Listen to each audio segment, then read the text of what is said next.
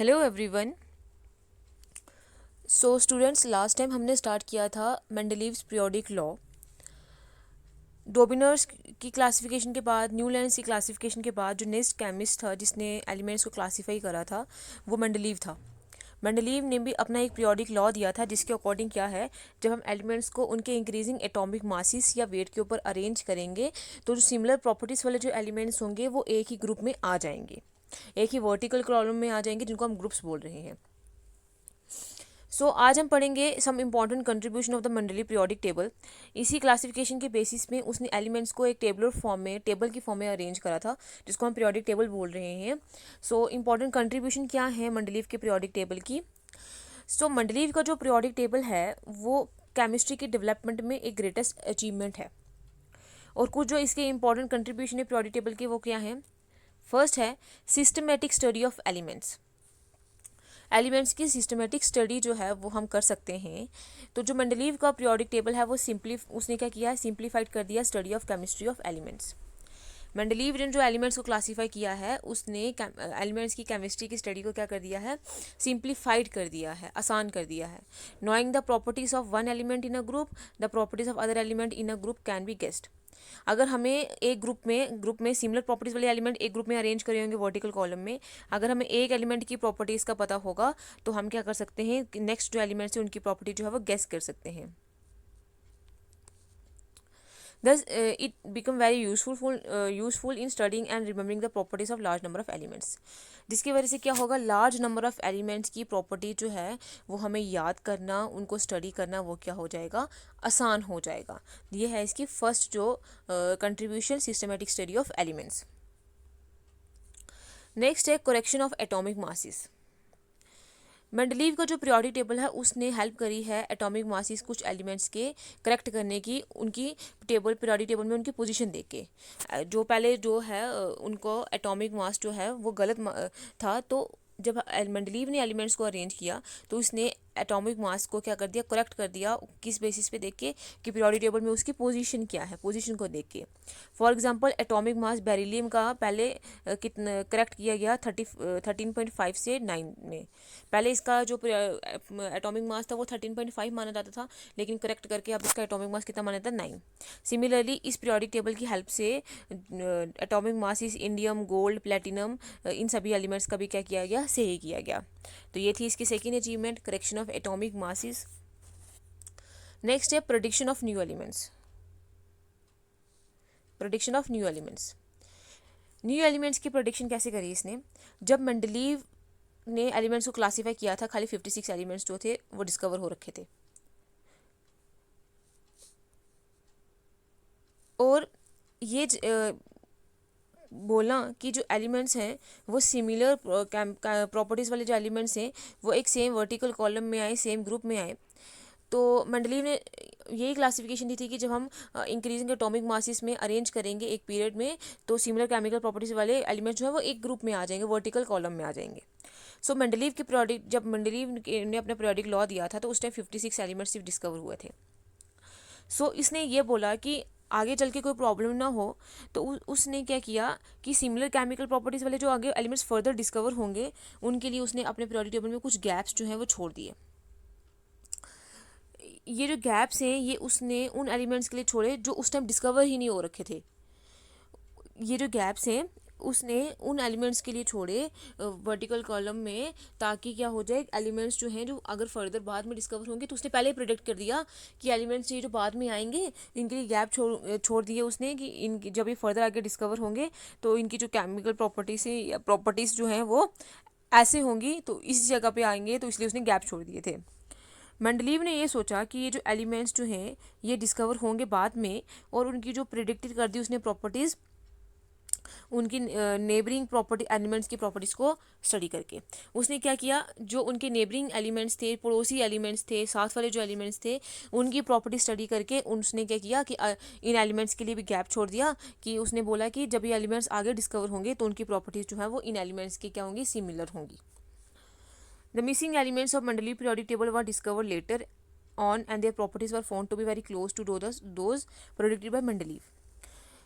जो ये missing element जिसके लिए इसने गैप छोड़ दिए थे वो एलिमेंट्स बाद में डिस्कवर हुए थे, और उनकी जो प्रॉपर्टीज़ थी वो जैसे मंडलीव ने प्रेडिक्ट करी थी उसकी बिल्कुल क्या थी, क्लोज थी।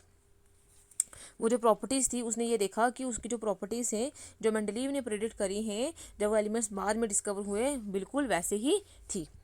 फॉर एग्जांपल गैलियम और जर्मेनियम जो है वो उस टाइम डिस्कवर नहीं हुए थे, लेकिन जब मेंडलीव ने उनका अपना पीरियोडिक टेबल बनाया, एलिमेंट्स को अरेंज किया, उसने इनके लिए गैप छोड़ दिए थे।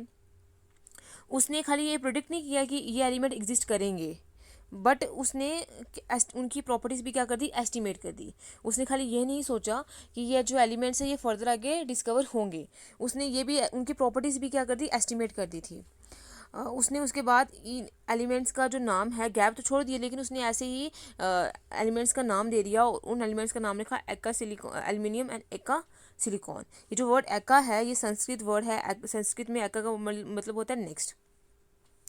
तो मतलब एका एल्युमिनियम के बाद, एल्युमिनियम के बाद तो एका सिलिकॉन मतलब सिलिकॉन के बाद, तो इसीलिए उसने ये बोला कि ये एलिमेंट्स उसके बाद तो आएंगे, लेकिन उसने एका एल्युमिनियम और एका सिलिकॉन इसलिए नाम दे दिया कि उसने ये प्रेडिक्ट कर दिया था कि इन एलिमेंट्स की जो प्रॉपर्टीज़ हैं वो एल्युमिनियम और सिलिकॉन की क्या होंगी, सिमिलर होंगी, मिलती जुलती होंगी। जब बाद में केमिस्ट ने इन एलिमेंट्स को डिस्कवर किया तो जो मेंडलीव की प्रोडिक्शन थी उनकी प्रॉपर्टीज़ को लेकर वो बिल्कुल क्या थी, सही थी। जब उसने प्रेडिक्ट कर दिया था कि ये एलिमेंट्स बाद में डिस्कवर होंगे जिनकी प्रॉपर्टीज़ एल्युमिनियम और सिलिकॉन के जैसे होंगी, उनकी सिमिलर होंगी, तो क्या होगा, जैसे ही उसने प्रेडिक्ट करी थी प्रॉपर्टीज़, तो बाद में जब एलिमेंट केमिस्ट ने इन एलिमेंट्स को डिस्कवर किया तो उनकी प्रॉपर्टी जैसे मेंडलीव ने प्रेडिक्ट करी थी वैसे ही थी। अब ये कंट्रीब्यूशन के बाद अब इसमें भी कुछ डिफेक्ट्स थे।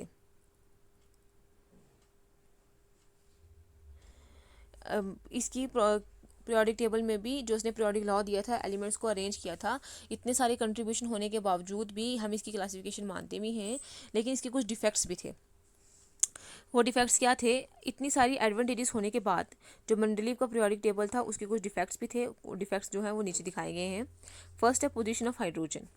हाइड्रोजन एक एलिमेंट है, उसकी पोजीशन को मेंडलीव पीरियोडिक लॉ जो है उसके बेसिस में ये जस्टिफाई नहीं कर पाया और उसको अरेंज नहीं कर पाया। हाइड्रोजन को उसने ग्रुप फर्स्ट में रखा एल्कली मेटल्स के साथ, लेकिन जो इसकी जो प्रॉपर्टीज़ हैं वो एल्कली मेटल्स जो ग्रुप फर्स्ट है उसके साथ भी मिलती है, लिथियम सोडियम पोटाशियम के साथ, और एज वेल एज एलिमेंट्स जो ग्रुप सेवन्थ का इसने बोला था, जो उसने हेलोजेंस का ग्रुप 17 होता है जो मॉडर्न पीरियोडिक टेबल अगर हम देखें, लेकिन मेंडलीव के पीरियोडिक टेबल में हमने क्या बोला है, कितने ग्रुप्स थे, 7 ही ग्रुप्स थे। तो इसीलिए 7 ग्रुप्स में उसने हाइड्रोजन को एल्कली मेटल ग्रुप फर्स्ट के साथ रखा, और लेकिन उसकी जो प्रॉपर्टीज़ थी वो ग्रुप फर्स्ट वाले एल्कली मेटल के साथ भी मिलती थी, और जो ग्रुप 7 है हेलोजन के साथ उनके साथ भी मिलती थी। देयरफॉर जो पोजीशन है हाइड्रोजन की उसके पीरियोडिक टेबल में करेक्टली वो डिफाइन नहीं कर पाई कि इसको कहाँ रखा जाए, वो एक्सप्लेन नहीं कर पाया। नेक्स्ट है इसका एनॉमलस पेयर्स। एनॉमलस पेयर्स का मतलब क्या है, एनॉमलस होता है डिफरेंट, अलग। कुछ जो एलिमेंट्स के पेयर्स थे जो इंक्रीजिंग ऑर्डर था उनके, जब कुछ एलिमेंट्स को उसने अरेंज किया तो जो इंक्रीजिंग एटॉमिक मासिस का जो ऑर्डर उसने फॉलो करा था वो उसने उन एलिमेंट्स ने ओबे नहीं करा। इस केस में क्या हुआ, मेंडलीव ने एलिमेंट्स को उनकी सिमिलर प्रॉपर्टीज़ के बेसिस में अरेंज किया और उनके इंक्रीजिंग एटॉमिक मासिस के बेसिस पे नहीं। जैसे हमने लास्ट टाइम भी पढ़ा था कि कुछ एलिमेंट्स जो हैं वो इस इंक्रीजिंग एटॉमिक मासिस के ऑर्डर को फॉलो नहीं कर पा रहे थे, तो उसने तब जो सेकंड क्राइटेरिया यूज़ किया था एलिमेंट्स को क्लासीफाई करने का वो क्या था, सिमिलर केमिकल प्रॉपर्टीज़ वाला। फॉर एग्जांपल जो ऑर्गॉन एक एलिमेंट है उसका एटॉमिक मास 39.9 है, उसको पोटाशियम से पहले रखा गया और पोटाशियम का एटॉमिक मास कितना है 39.1। अब इसमें पोटाशियम जो है पहले आना चाहिए था क्योंकि इसका एटॉमिक मास कम है, हम इंक्रीजिंग एटॉमिक मास इसके ऑर्डर में एलिमेंट्स को अरेंज कर रहे हैं, सो इसलिए एक इन एलिमेंट्स ने के पेयर ने नहीं फॉलो करा। सिमिलरली कोबाल्ट जिसका एटॉमिक मास जो है वो कितना है 58.9, उसको निकल से पहले रखा गया जिसका एटॉमिक मास कितना है 58.6। तो 58.6 वाला पहले आना चाहिए था, ये बाद में आना चाहिए था, लेकिन उन्होंने क्या किया, मेंडलीव ने क्या किया, कोबाल्ट को पहले रख दिया और निकल को बाद में। एंटीलीरियम जिसका एटॉमिक मास 127.6 है, उसको आयोडीन के पहले रखा गया जिसका एटॉमिक मास 126.9 है। इसीलिए इन एलिमेंट्स की पोजीशन वो जस्टिफाइड नहीं कर पाया। तो ये है इसकी सेकंड लिमिटेशन। फर्स्ट है पोजीशन ऑफ हाइड्रोजन, सेकंड है एनोमलस पेयर्स, थर्ड है पोजीशन ऑफ आइसोटोप्स। अब आइसोटोप्स की पोजीशन को क्या इसमें क्या डिफेक्ट है? Isotopes are the atoms of the same element having different atomic masses but same atomic numbers. Isotopes जो होते हैं एक ही एलिमेंट के एटम्स होते हैं लेकिन जिनका एटॉमिक मास डिफरेंट होता है और एटॉमिक नंबर सेम होता है। Therefore according to Mendeleev classification this should be placed at different places depending upon their atomic mass. अगर एक एलिमेंट के ही एटम्स हैं तो उनका एटॉमिक मास क्या है? डिफरेंट है। एटॉमिक मास डिफरेंट है तो हम मेंडलीव की क्लासिफिकेशन में इसी एटॉमिक मासेस के इंक्रीजिंग ऑर्डर में एलिमेंट्स को अरेंज कर रहे हैं, चाहे उनका एटॉमिक नंबर सेम है लेकिन एलिमेंट्स को तो हम एटॉमिक मासेस के बेसिस पर अरेंज कर रहे हैं। तो एटॉमिक मास जो है वो आइसोटोप्स का तो अलग अलग आएगा, तो इसका मतलब आइसोटोप्स को तो हमें अलग अलग रखना चाहिए। फॉर एग्जाम्पल जो आइसोटोप है हाइड्रोजन का, 3 आइसोटोप्स होते हैं हाइड्रोजन के जिसमें एक में हाइड्रोजन का एटॉमिक मास 1 होता है, एक में एटॉमिक मास 1 होता है, एक में एटॉमिक मास 2 होता है, एक में एटॉमिक मास 3 होता है। सो इनको हमने डिफरेंट प्लेसेस में हम रख सकते हैं इसको, क्योंकि इनका एटॉमिक मास तो चेंज हो रहा है, इंक्रीजिंग एटॉमिक मास है, लेकिन एटम्स तो सेम एलिमेंट्स के हैं। तो इसीलिए आइसोटोप्स जो है इनको सब अगर एटॉमिक मासेस के बेसिस पे अरेंज करेंगे तो इनको अलग अलग जगह में रखना पड़ेगा।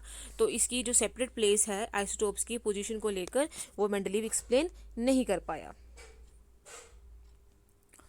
नेक्स्ट है इसके defects. Some similar elements are separated and the dissimilar elements are group together. कुछ जो सिमिलर एलिमेंट्स थे, एक जैसे एलिमेंट्स थे, उनको अलग अलग कर दिया गया, और कुछ जो डिसिमिलर एलिमेंट्स थे जो अलग अलग थे उनको इकट्ठे रखा गया। मेंडलीव के पीरियोडिक टेबल में कुछ जो सिमिलर एलिमेंट्स थे उनको उसने डिफरेंट ग्रुप्स में डाल दिया, और कुछ जो डिसिमिलर एलिमेंट्स थे उनको उसने इकट्ठे ग्रुप में डाल दिया। For example copper and mercury जो हैं वो अपने प्रॉपर्टीज़ जो हैं वो किसके साथ रिजम्बल करती हैं? एक जैसी रिजम्बल करती हैं, लेकिन उनको क्या किया गया? डिफरेंट ग्रुप में रखा गया। एट द सेम टाइम जो एलिमेंट्स हैं जैसे लिथियम, सोडियम और पोटाशियम, इनको ग्रुप किया गया किसके साथ? इन तीनों की जो केमिकल प्रॉपर्टीज सिमिलर होती हैं वो हमने न्यू लैंड्स में भी देखा, और माना भी जाता है ऐसे भी मॉडर्न पीरियोडिक टेबल में इन तीनों की प्रॉपर्टीज़ जो है वो सेम होती हैं। लेकिन इनको किसके साथ ग्रुप बनाएगा? कॉपर और सिल्वर के साथ, गोल्ड के साथ। इनकी प्रॉपर्टी जो है बिल्कुल इनसे क्या है? अलग है। कॉपर, सिल्वर और गोल्ड की प्रॉपर्टीज़ बिल्कुल अलग है। लिथियम, सोडियम और पोटाशियम की जो प्रॉपर्टीज़ है वो बिल्कुल अलग है, लेकिन फिर भी इनको एक ही ग्रुप में डाला गया।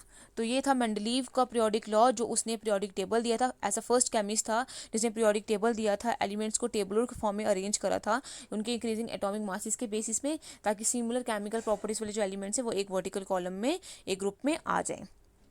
अब हम देखते हैं इसका पीरियोडिक टेबल जो इसने दिया था।